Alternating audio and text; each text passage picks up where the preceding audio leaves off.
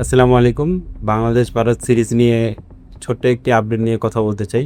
Bangladesh Bharat series নিয়ে already BCB প্রধান তামিম ইকবাল প্রচুর উঠে লেগে পড়েছে বাংলাদেশের মাঠে গড়ানোর জন্য। এর পিছনে অনেকগুলো রিজন আছে। তো মেইন যে রিজনটা কাজ করতেছে সেটা হচ্ছে যে আপনারা জানেন যে বাংলাদেশে এশিয়া কাপ অনুষ্ঠিত হতে যাচ্ছে 2027 সালে। তো এশিয়া কাপ বাংলাদেশে যেহেতু অনুষ্ঠিত হবে, এর আগে আরেকটি বিষয় বলি, সেটা হচ্ছে যে 2026 সালে যে টি-20 ওয়ার্ল্ড কাপ হয়েছিল সেটা হয়েছিল ভারতে। সো ভারতে বাংলাদেশ যায়নি খেলতে নিরাপত্তা জনিত কারণ দেখিয়ে। সো এখন যদি ইন্ডিয়া কোনোভাবে বাংলাদেশে না আসে, অর্থাৎ এই সিরিজ খেলতে যদি বাংলাদেশে না আসে, তো সেক্ষেত্রে 2027 সালে এশিয়া কাপে ইন্ডিয়াকে নিয়ে আসাটা অনেক কঠিন। সো তারা নাও আসতে পারে।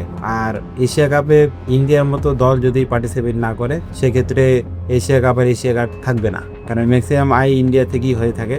সো এটা একটা বড় রিজন। 24 সালের পর থেকে এখন পর্যন্ত বাংলাদেশ ভারত কোনো সিরিজ অনুষ্ঠিত হয়নি, কোনো ম্যাচ হয়নি।